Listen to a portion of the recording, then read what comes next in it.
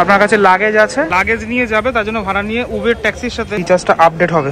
Metro অ্যাপের নামটা change করেছে, মেট্রো রাইড কলকাতাকে। শিয়ালদা খুব ব্যস্ত স্টেশন, অফিস টাইমে এখানে প্রত্যেক দিন মানে ছুটির দিন ছাড়া প্রচুর মানুষের সমাগম হয়।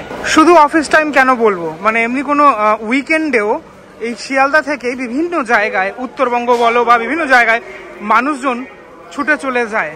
তার জন্য শিয়ালদা খুব গুরুত্বপূর্ণ স্টেশন শহরের।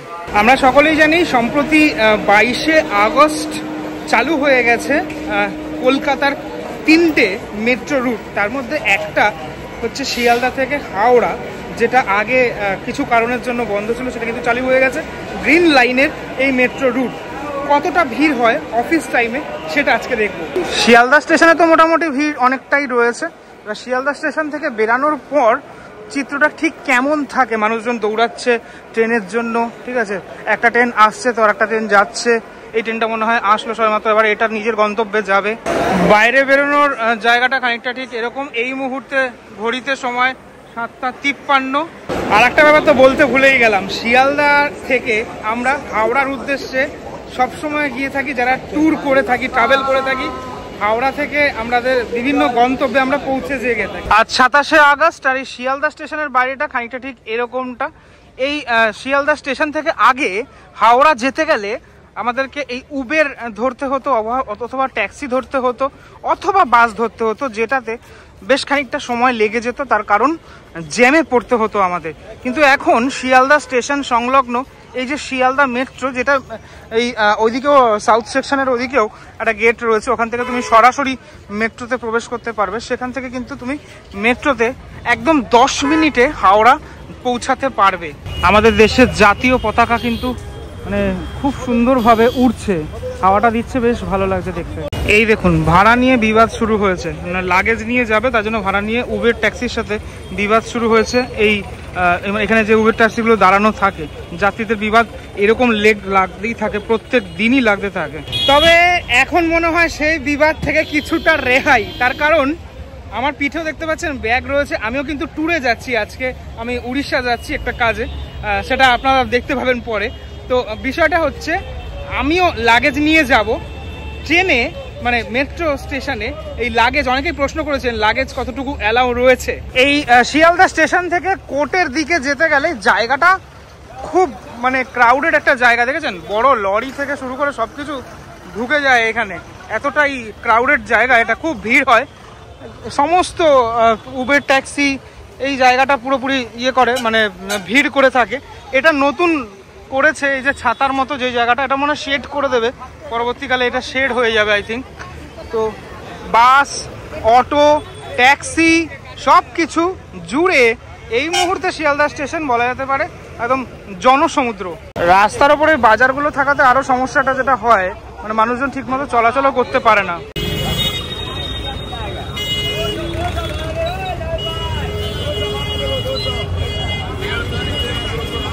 এই হলো শিয়ালদা মেট্রোর সামনেটা, এই গেটগুলো বন্ধ রয়েছে, এইটা খোলা রয়েছে, একটা শাটার আপাতত খোলা রয়েছে।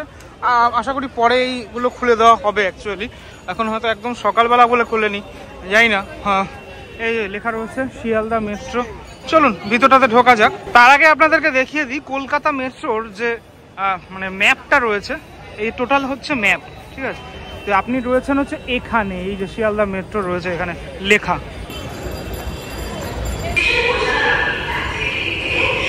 স্টেশনে প্রবেশ করতেই আপনি যে স্বয়ংক্রিয় মেশিন সেটা দেখতে পাবেন, সেখানে আপনার নিজের টিকিট আপনি নিজে কাটতে পারবেন। ওই টিকিট কাউন্টারে গিয়ে এখন কাটার ঝামেলা শেষ, সেখানে ক্যাশ দিয়েও কাটা যাবে, প্লাস ইউপিআই এর মাধ্যমেও কাটা যাবে। 3খানা স্বয়ংক্রিয় মেশিন রয়েছে, সাথে সাথে একটা কার্ড চেকিংয়ের মেশিন সেটাও কিন্তু রয়েছে। আমার কাছে কার্ড রয়েছে, এই কার্ড আমি চেক করবো। আমি একটু আগে রিচার্জ করেছি আমার কলকাতা অ্যাপ থেকে, সেই রিচার্জটা আপডেট হবে। রিচার্জ যদি আপনি আমার কলকাতা অ্যাপ থেকে করেন তাহলে কিন্তু সেই রিচার্জ এখানে মানে আপডেটটা করতে হবে, তাহলেই পুরোপুরি আপনি আপনার জার্নি করতে পারবেন। এই আমি অলরেডি আপডেট করলাম, যদি আবার রাখি, এই যে দেখাচ্ছে। এর আগে এই আমার কলকাতা অ্যাপ, যেটা নতুন, মানে নতুন অ্যাকচুয়ালি না, এটা মেট্রো অ্যাপের নামটা চেঞ্জ করেছে, মেট্রো রাইড কলকাতাকে এখন আমার কলকাতা করে দিয়েছে। সমস্ত সেকশনের টিকিট কিন্তু কাটা যায়, orange line, pink line, purple line, যা যা শুরু হবে আপকামিংয়ে, সমস্ত ব্লু লাইন, সব কিছুর টিকিট কাটা যায় এখানে। আমি স্টেশন মানে ভিতরে যাওয়ার আগে, প্ল্যাটফর্মে যাওয়ার আগে একটুখানি দেখে দিই ফেয়ার চার্টটা। এই হচ্ছে ফেয়ার চার্ট রয়েছে এখানে। এখান থেকে আপনি মানে বেরানোর পথে এই লোকাল ট্রেনের টিকিটও কাটতে পারবেন, সেই মেশিনও রয়েছে। কিলোমিটার ওয়াইজ ফেয়ার চার্ট খানিকটা ঠিক এরকম। এবার চলুন ঢুকে যাই একদম ভিতরের অংশটাতে। যে লেখা রয়েছে এখান থেকে কিন্তু সেক্টর 5ও যাওয়া যায়, প্ল্যাটফর্ম নাম্বার 1 8টা 13তে গাড়ি, আর হাওড়া ময়দানের গাড়ি হচ্ছে 8টা 5-এ। তার আগে আমাকে এখান থেকে ব্যাগটাকে দিতে হবে, ব্যাগ চেক করার জন্য।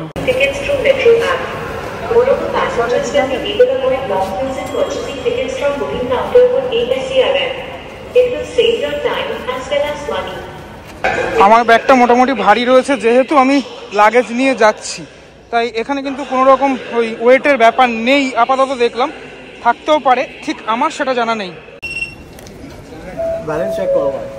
আমাদের মতো যারা ট্রাভেলার তারা তো রয়েছেনই, সাথে সাথে যারা জব হোল্ডার তাদেরও খুব খুশি, মানে তারাও খুব খুশি এই শিয়ালদা থেকে মেট্রো যেটা চালু হয়েছে সেটার জন্য। আপনি যখন আসছেন তখন এটা ফলো করুন কোন দিকে কোন মেট্রো, এটা আমারও মাঝে মাঝে গুলিয়ে যায়, এত বড় স্টেশন। সল্টলেক সেক্টর 5-এর দিকে হচ্ছে 1A, হাওড়া ময়দানের দিকে হচ্ছে 2A। আপাতত সকালবেলা ভিড়টা খানিকটা ঠিক এরকম।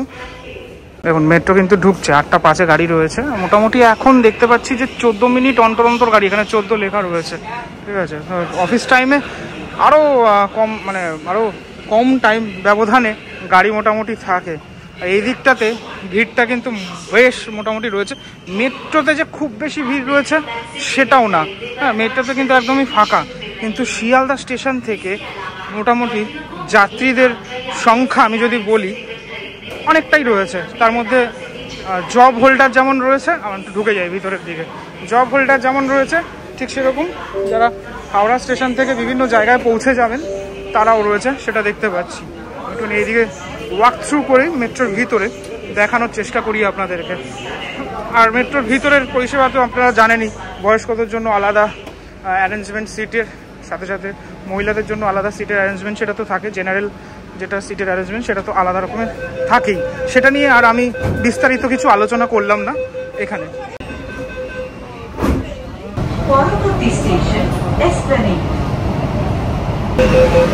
চলে এলাম এসপ্ল্যানেড স্টেশন। এসপ্ল্যানেড থেকেও যে খুব বেশি যাত্রী উঠলো সেটাও কিন্তু না, একদম সকালবেলা 8টা 15 বাজে এই মুহূর্তে। তো সকালে এই মেট্রো যেরকম ফাঁকা থাকে, আমাদের ব্লু লাইনের মেট্রো অর্থাৎ দমদম থেকে নোয়াপাড়া থেকে কবি সুভাষ যে মেট্রো, সেটা কিন্তু অত্যাধিক ভিড় থাকে। এখানে যেরকম বসার জায়গাও এখনও রয়েছে, সাথে সাথে দাঁড়ানোর জায়গা তো প্রচুর রয়েছে, কিন্তু এরকমটা থাকে না। দেখো এইদিকের দরজা বন্ধ হয়ে গেছে, এদিকেরটা লেটে বন্ধ হলো। ঢুকে গেল মহাকরণ স্টেশন। অনেকের প্রশ্ন এটা যে দাদা বড়বাজার নামবো, মানে বড়বাজার ঠিক কোনখানে হবে? সেটা হচ্ছে মহাকরণ নামলে আপনি বড়বাজারে খুব সহজেই যেতে পারবেন, কারণ হাওড়া আর হচ্ছে এসপ্ল্যানেডের মাঝে এই মহাকরণই এমন একটি স্টেশন যেখান থেকে খুব সহজেই পৌঁছে যাওয়া যায় বড়বাজার। এই মেট্রোটা কোথায় কোথায় যাবে, কোথায় এসে দাঁড়াবে, কোথায় কোথায় কানেক্ট করবে, সেটা এটা দেখলেই আপনি বুঝতে পারছেন, ঠিক আছে। পুরো সল্টলেক থেকে শুরু করে টোটালটা এখানে কিন্তু দেওয়া রয়েছে।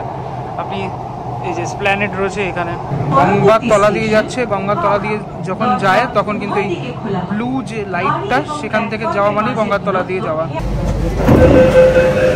ঢুকে গেলাম হাওড়া স্টেশনে, ওদিকেও ভিড় রয়েছে মোটামুটি, আর ম্যাক্সিমাম মানুষই এখানে হাওড়াতেই নামলো, অনেকে হাওড়া ময়দান যায়। আর দেখুন একদম কিন্তু 10 মিনিট মতো সময় লাগলো এখানে। লিফটের ব্যবস্থাও আছে যারা বয়োজ্যেষ্ঠ মানুষ তাদের জন্য। সকাল সকাল হাওড়া মেট্রো থেকেও সল্টলেক সেক্টর 5 অর্থাৎ আইটি হাবে যাওয়ার জন্য যে ভিড়টা, সেটাও কিন্তু চোখে পড়ার মতো মোটামুটি, ঠিক আছে। মানে হওয়াতে খুবই সুবিধা হয়েছে, মানুষজন একদম সরাসরি চলে যেতে পারবে। বাসে এত সময় লাগতো বা অন্য মানে উবের টুবেরে এত সময় লাগতো, সেটা কিন্তু আর লাগছে না। এদিকের মেট্রো চলে গেল অলরেডি। দেখুন আপনার কাছে লাগেজ আছে, লিফট ব্যবহার করুন, তাহলে লাগেজ নিয়ে আপনাকে আর ওই অনেক কষ্ট করে যেতে হবে না উপরে। দেখুন যে কোনো মেট্রোতেই এই টিকিটের এই জায়গাটাতে বা বাইরের জায়গাটাতে যে ভিড়টা থাকে সেটা দেখুন, সকালবেলার ভিড় এটা।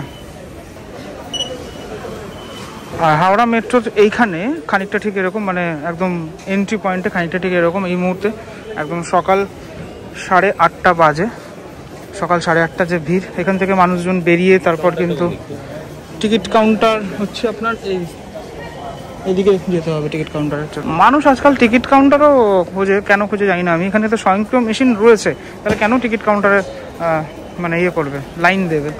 অনেকগুলোই এখানে এসকালেটর রয়েছে, ওইদিকেও রয়েছে, এদিকেও রয়েছে। এই ভিডিওটির মধ্যে আপনাদেরকে দেখানোর চেষ্টা করলাম সেটা হচ্ছে আমি লাগেজ নিয়ে উঠলাম, কোনোরকম কোনো সমস্যা হলো না।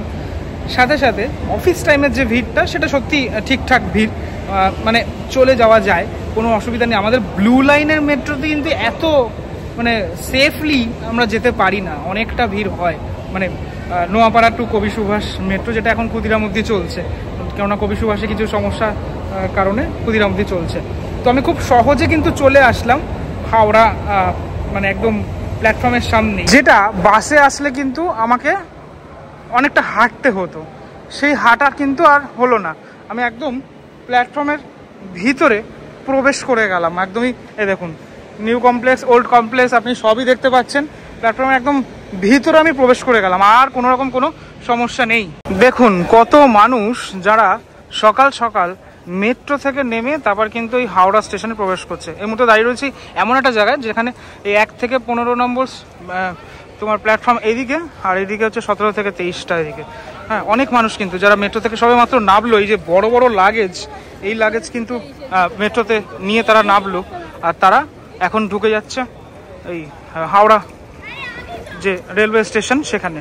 তাহলে আজকের ভিডিওটার মধ্যে আপনাদেরকে দেখানোর চেষ্টা করলাম কি কি কভার করলাম। আপনি বুঝতে পারলেন কোন অ্যাপের মাধ্যমে কাটবেন। আমার কলকাতা অ্যাপ, যেটা আগে মেট্রো রাইট কলকাতা ছিল, সেটাকে আপডেট করলেই আপনি দেখতে পাবেন আমার কলকাতা মেট্রো অ্যাপ, যেটা আপনি মানে এখান থেকে সমস্ত লাইনের টিকিট আপনি নিজে কাটতে পারবেন একদম বসে। সেটাকে স্ক্যান করলে, মানে স্ক্যানার দিয়ে, মানে একটা বারকোড দেবে, সেটাকে স্ক্যান করলেই আপনি অনায়াসে প্রবেশ করতে পারবেন বা এক্সিট করতে পারবেন। এই হলো ব্যাপার, মানে কোনো রকম কোনো সমস্যা ঝঞ্ঝাট ছাড়া মেট্রোতে সফর করুন। কেমন লাগলো ভিডিওটা সেটা আমাকে অবশ্যই জানাবেন। পরবর্তী ব্লগে দেখা হচ্ছে খুব শীঘ্রই, ততক্ষণের জন্য বিরতি নেবো। ভালো থাকবেন সবাই, টাটা।